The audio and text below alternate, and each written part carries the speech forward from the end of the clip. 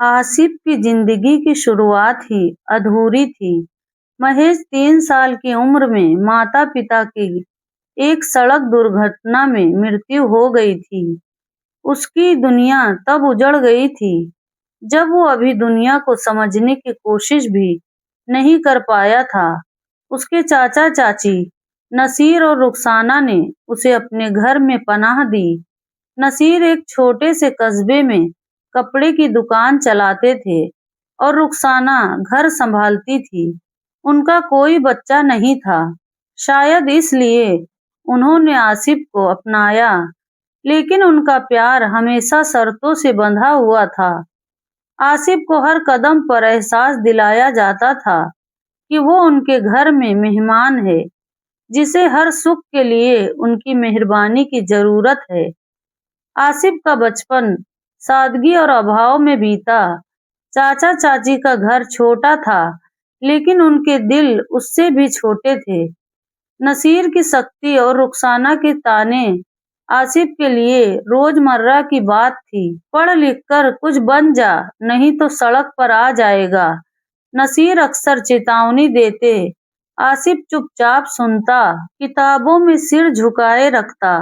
पढ़ाई उसका सहारा थी, उसकी उम्मीद। वो जानता था कि अगर उसे इस घर की कैद से आजादी चाहिए तो उसे मेहनत करनी होगी।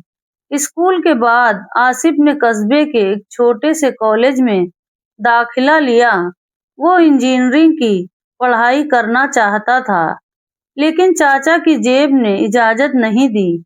फिर भी उसने साइंस में दाखिला लिया और मन ही मन ठान लिया कि वो अपनी मेहनत से कुछ बनकर दिखाएगा। कॉलेज में उसका पहला साल मुश्किलों से भरा था। वो शांत स्वभाव का था, दोस्त कम बनाता था। लेकिन एक दिन लाइब्रेरी में किताबों के बीच उसकी मुलाकात माही से हुई। माही, उसका नाम ही जैसे हवा में गूंजता था। वो सादी सी लड़की थी, जिसके चेहरे पर हमेशा एक हल्की सी मुस्कान रहती थी। उसकी आंखों में एक अजीब सा जादू था, जैसे वो हर पल कोई कहानी कह रही हो।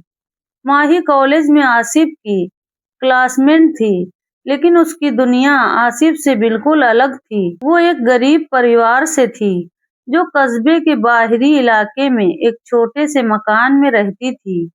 माही के पिता रिक्शा चलाते थे और माँ पड़ोस के घरों में काम करती थी। फिर भी माही की हिम्मत और उनकी पढ़ाई के प्रति जुनून देखकर आसिफ हैरान रह जाता था। पहली मुलाकात में माही ने आसिफ से बस एक किताब मांगी थी। आसिफ, ये बायोलॉजी की किताब तुम्हारे पास है? मेरी कॉपी लाइब्रेरी में किसी ने ले ली। उसकी आवाज में एक सादगी थी जो आसिफ के दिल को छू गई। उसने किताब दी और बातों का सिलसिला शुरू हुआ। दोनों की पसंद एक जैसी थी, किताबें, शांत कोने और सपनों की बातें। धीरे धीरे लाइब्रेरी की वो मुलाकातें कॉलेज के बाहर चाय की टपरी तक पहुंचने लगी। आसिफ को समझ नहीं आया कि वो माही से प्यार कब करने लगा।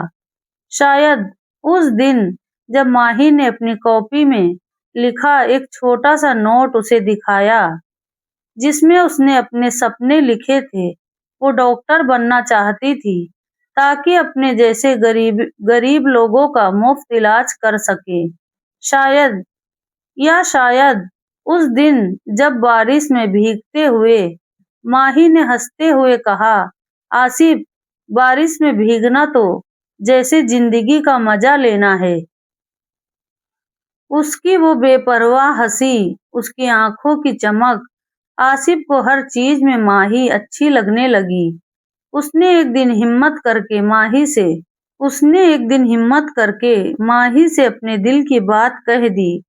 कॉलेज के पीछे बने पुराने बरगद के पेड़ के नीचे, जहां वो अक्सर बैठकर बातें करते थे। माही, मुझे लगता है मुझे तुमसे प्यार हो गया है। आसिफ की आवाज कांप रही थी। माही ने पहले उसे चुपचाप देखा, फिर धीरे से मुस्कुराई। आसिफ, मुझे भी तुम अच्छे लगते हो, लेकिन हमारी दुनिया इतनी आसान नहीं है। उसकी बात में एक दर्द था जो आसिफ तब समझ नहीं पाया। आसिफ ने माही के बारे में घर पर बताने का फैसला किया। उसे लगा कि शायद चाचा चाची समझेंगे, लेकिन जैसे ही उसने माही का जिक्र किया, नसीर का चेहरा तमतमा उठा। कौन? वो रिक्शे वाले की बेटी। तुझे और कोई नहीं मिली? तुझे और कोई नहीं मिली? हमने तुझे इस घर में रखा, पढ़ाया, और तू अब ऐसी लड़की के चक्कर में पड़ेगा? रुखसाना ने भी ताने मारे। हमारे खानदान का नाम डुबोएगा। उस लड़की के पास तो 2 टाइम की रोटी भी मुश्किल से मिलती होगी। आसिफ ने बहुत समझाने की कोशिश की। उसने बताया कि माही पढ़ाई में कितनी अच्छी है, कि उसके सपने कितने बड़े हैं, लेकिन चाचा चाची के लिए माही सिर्फ एक गरीब लड़की थी, जो उनके बेटे के लिए नालायक थी। नसीर ने साफ कह दिया, या तो उस लड़की को भूल जा या इस घर से निकल जा। आसिफ का दिल टूट गया। उसने माही को सब बताया और माही ने चुपचाप सुन लिया। उसकी आंखों में आंसू थे, लेकिन उसने कहा कि आसिफ, मैंने तुमसे कहा था ना, हमारी दुनिया आसान नहीं है। आसिफ ने माही को छोड़ने से इनकार कर दिया। वो दिन रात मेहनत करने लगा, कॉलेज के बाद ट्यूशन पढ़ाने लगा ताकि कुछ पैसे जोड़ सके।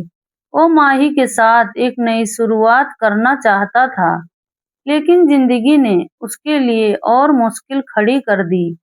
एक दिन कॉलेज से लौटते वक्त माही का एक्सीडेंट हो गया।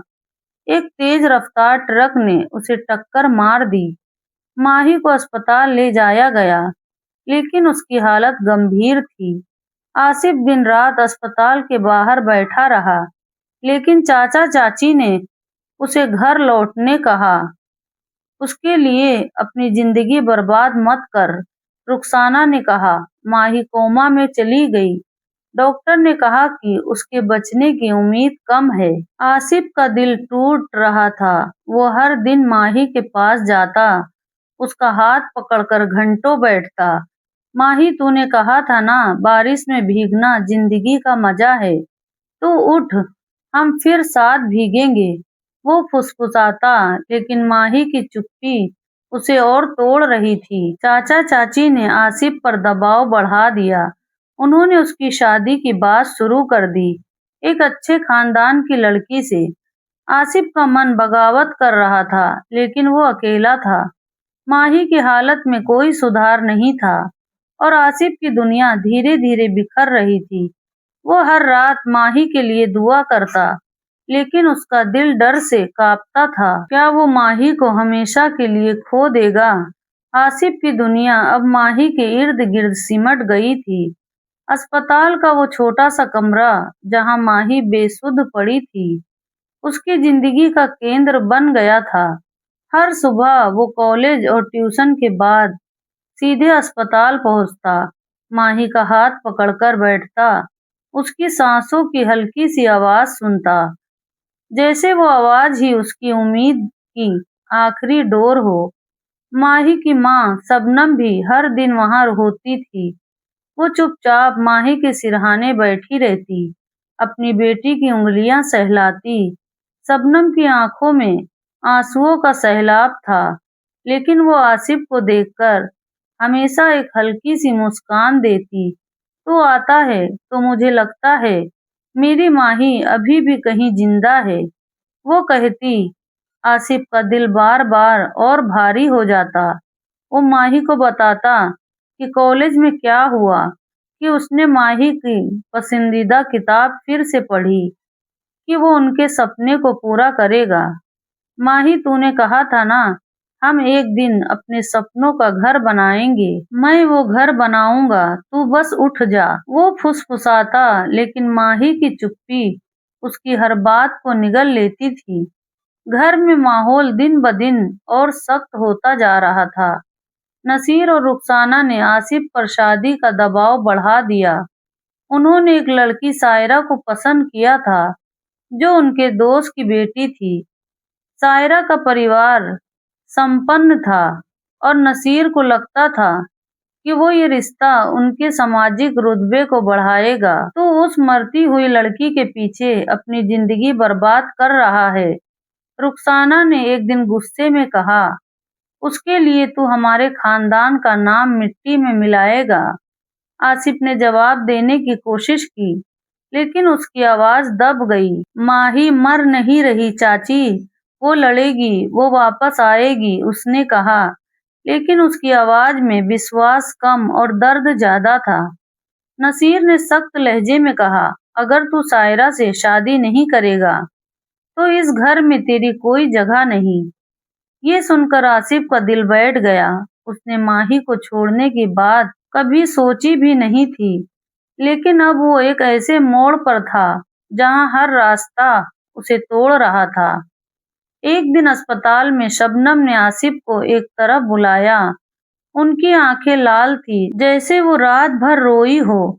आसिफ, मैं जानती हूँ तू मेरी माही से कितना प्यार करता है, उसने धीमी आवाज में कहा, लेकिन बेटा, अगर माही को होश आया तो भी उसकी जिंदगी वैसी नहीं होगी। डॉक्टर कह रहे हैं कि उसका शरीर शायद कभी पूरी तरह ठीक ना हो। तू अपनी जिंदगी क्यों रोक रहा है? शबनम की बातें सुनकर आसिफ का गला रुंध गया। वो कुछ बोलना चाहता था, लेकिन शबनम ने उसका हाथ पकड़ लिया। माही को तुझसे बहुत प्यार था, वो हमेशा कहती थी कि तू उसका हौसला है, लेकिन बेटा, अगर तू अपनी जिंदगी बर्बाद करेगा, तो माही को कभी सुकून नहीं मिलेगा। आसिफ की आंखों से आंसू छलक पड़े। वो शबनम के सामने टूट गया। आंटी, मैं माही को छोड़ नहीं सकता, वो मेरी जिंदगी है। अगर वो नहीं रही तो मैं भी नहीं रहूंगा। शबनम ने उसे गले लगाया और दोनों चुपचाप रोते रहे। उस पल में आसिफ को लगा जैसे वो सिर्फ माही को ही नहीं, बल्कि अपनी हर उम्मीद को खो रहा हो। कई हफ्तों बाद एक सुबह अस्पताल से फोन आया। आसिफ के हाथ कांप रहे थे। जब उसने फोन उठाया, माही की हालत में हल्का सुधार है, नर्स ने कहा। वो अपनी उंगलियां हिला रही है। आसिफ का दिल जोर जोर से धड़का। वो दौड़ता हुआ अस्पताल पहुंचा। माही की आंखें अभी भी बंद थी, लेकिन उसकी उंगलियां सचमुच हिल रही थी। आसिफ ने उसका हाथ पकड़ा और फुसफुसाया, माही, मैं जानता था तू मुझे छोड़ नहीं जाएगी। लेकिन ये खुशी ज्यादा देर नहीं टिकी। डॉक्टर ने बताया कि माही का दिमाग अब पूरी तरह ठीक नहीं है। हो सकता है वो कभी बोल ना पाए या चल ना पाए। आसिफ का दिल फिर डूबने लगा। वो माही के बिस्तर के पास बैठा, उसकी उंगलियों को सहलाता रहा। माही, तूने मुझसे कहा था ना कि जिंदगी का मजा लेना है, मैं तुझे वो मजा दूंगा, तू बस मेरे साथ रह। उसी रात जब आसिफ घर लौटा, नसीर ने उसे रोक लिया। हमने सायरा के परिवार से बात कर ली है, अगले हफ्ते तुम्हारी सगाई है। आसिफ ने विरोध किया, लेकिन नसीर ने उसे थप्पड़ मार दिया। तू हमारी इज्जत का मजाक बनाएगा, उस लड़की को भूल जा, वरना तुझे इस घर से निकाल दूंगा। आसिफ का चेहरा लाल हो गया, लेकिन उसने कुछ नहीं कहा। वो अपने कमरे में गया, दरवाजा बंद किया और बिस्तर पर सिर रखकर रोने लगा। उसकी आंखों के सामने माही की मुस्कान थी, लेकिन उसके कानों में चाचा चाची की धमकियां गूंज रही थी। आसिफ की आंखों में आंसू और दिल में एक अनजाना डर लिए वो अपने कमरे में बैठा था। नसीर का थप्पड़ अभी भी उसके चेहरे पर जल रहा था, लेकिन उससे ज्यादा दर्द उसे माही की हालत और अपने भविष्य की अनिश्चितता दे रही थी। वो रात भर सो नहीं पाया। माही की मुस्कान और उसकी कमजोर उंगलियों की हल्की सी हलचल ही उसके मन में बार बार उभर रही थी। वो सोच रहा था कि क्या वो माही के लिए सब कुछ छोड़ दे या चाचा चाची की बात मान ले, लेकिन उसका दिल बार बार एक ही जवाब देता था, माही के बिना उसकी जिंदगी अधूरी। सुबह हुई। आसिफ ने तय किया कि वो चाचा से एक आखिरी बार बात करेगा। वो डर रहा था, लेकिन माही के लिए उसका प्यार उसे हिम्मत दे रहा था। वो नसीर के पास गया, जो दुकान पर हिसाब किताब देख रहे थे। आसिफ ने धीमी आवाज में कहा, चाचा, मैं माही से प्यार करता हूँ। वो मेरी जिंदगी है, मैं उसे छोड़ नहीं सकता। अगर आप मुझे घर से निकालना चाहते हैं, तो निकाल दीजिए, लेकिन मैं सायरा से शादी नहीं करूँगा। नसीर ने पहले तो गुस्से से आसिफ की ओर देखा, लेकिन फिर कुछ पल के लिए उनकी आंखों में एक अजीब सी नरमी आई।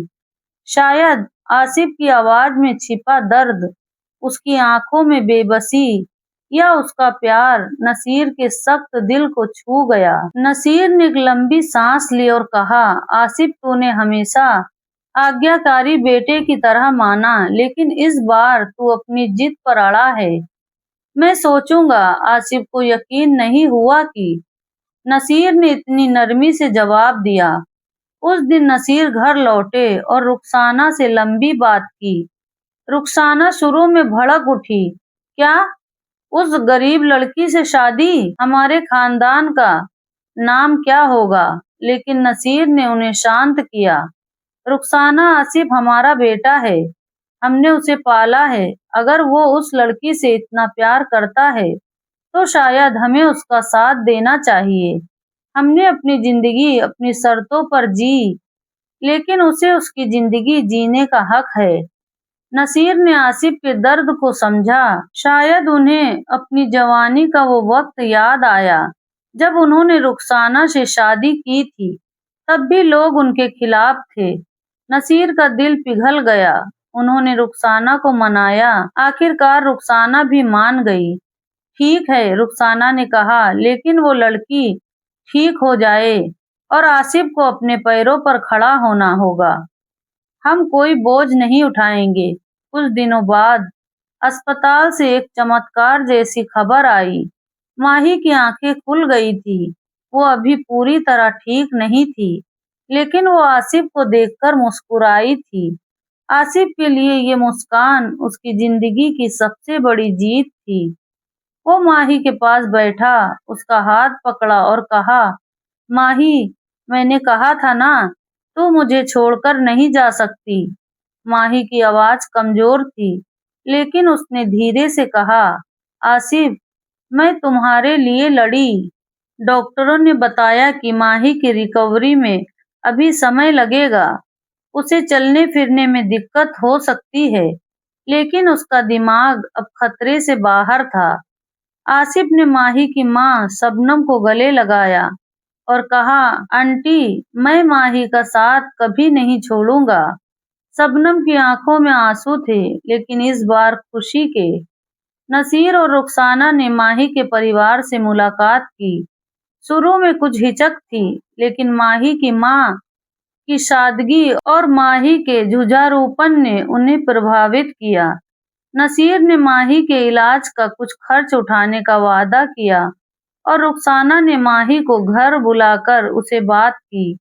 माही की हिम्मत और उसकी मुस्कान ने रुखसाना का दिल जीत लिया। आसिफ ने अपनी पढ़ाई पूरी की और एक छोटी सी नौकरी शुरू की। उसने माही के साथ मिलकर अपने सपनों को फिर से सजाना शुरू किया। माही की रिकवरी धीमी थी, लेकिन वो हर दिन बेहतर हो रही थी। आसिफ और माही की शादी एक सादे समारोह में हुई। नसीर और रुखसाना ने दिल से उन्हें आशीर्वाद दिया। शबनम ने अपनी बेटी को विदा करते वक्त कहा, आसिफ, तूने मेरी माही को नई जिंदगी दी। शादी के बाद आसिफ और माही ने एक छोटा सा घर किराए पर लिया। माही ने धीरे धीरे फिर से पढ़ाई शुरू की और आसिफ उसका हर कदम पर साथ देता। दोनों ने मिलकर एक छोटा सा क्लिनिक खोलने का सपना देखा, जहां माही गरीब बच्चों का इलाज कर सके। हर सुबह जब आसिफ माही को मुस्कुराते हुए देखता, उसे लगता कि उसने जिंदगी की हर जंग जीत ली। उनकी जिंदगी में मुश्किलें अभी भी थी, लेकिन अब वो एक दूसरे के साथ थे। बारिश की एक शाम जब माही और आसिफ अपने छोटे से आंगन में बैठे थे, माही ने कहा, आसिफ, तुमने कहा था ना, बारिश में भीगना जिंदगी का मजा है। देख, हम आज भी उस मजे को जी रहे हैं। आसिफ ने उसका हाथ पकड़ा और मुस्कुराया। उनकी हंसी बारिश की बूंदों में गूंज रही थी और उनकी जिंदगी अब प्यार और उम्मीद की नई कहानी लिख रही थी। प्यारे साथियों, आपको ये कहानी कैसी लगी? कमेंट बॉक्स में जरूर बताएं। कहानी अच्छी लगी तो स्टोरी को लाइक करें और अपने दोस्तों के साथ शेयर करना ना भूलें और मेरा चैनल कहानी की शान को सब्सक्राइब करें। पूरी कहानी देखने का आप सबका दिल से धन्यवाद।